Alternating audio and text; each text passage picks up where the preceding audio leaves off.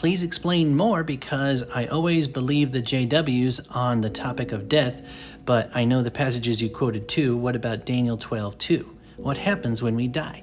Okay, let's talk about it. So if we're going to look at Daniel 12:2, let's read it. But as always, we need to take a step back and read the whole passage. At that time shall arise Michael. He's basically an archangel, a really powerful angel, the great prince who has charge over your people, and there shall be a time of trouble, such as never has been since there was a nation till that time. That's called the Great Tribulation. That's referred to as the last 3.5 years of a 7-year period of tribulation, which is the last 7 years of the earth before Christ returns. But at that time your people shall be delivered, everyone whose name shall be found written in the book. And many of those who sleep in the dust of the earth shall awake. That's what they're talking about. They're concerned about soul sleep again. Some to everlasting life, and some to shame and everlasting contempt. And those who are wise, wisdom of the Lord, they're in the Lord, shall shine like the brightness of the sky above. And those who turn many to righteousness, like the stars forever and ever. Okay, so let's talk about what's going on here. This is a part of Daniel's vision of the end. And what's concerning this person is that it does say sleep. However, what most people don't realize is that Paul actually references this passage in 1 Thessalonians chapter 4. So let's get some clarification on exactly what he means. But we do not want you to be uninformed, brothers, about those who are asleep. Okay, so he's referencing Daniel. He's going to use the same term. Even Jesus used this word sleep to refer to Lazarus, but then had to tell the disciples plainly it meant death.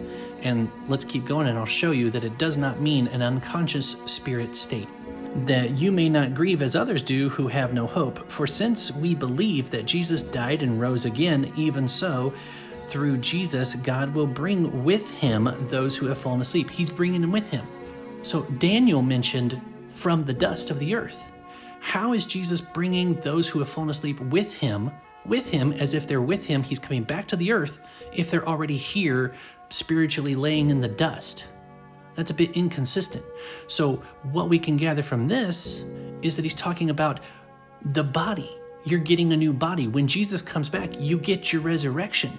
You come back from the dust physically. Spiritually, you were with the Lord. That's why Paul says to be absent from the body is to be present with the Lord. But let's keep going. For this we declare to you by a word from the Lord, that we who are alive, who are left until the coming of the Lord, will not precede those who have fallen asleep. We who are alive versus those who have fallen asleep. He's not saying those of us who are awake versus those of us who are asleep. No, it's a euphemism for death. Alive versus sleep. Alive versus dead, physically.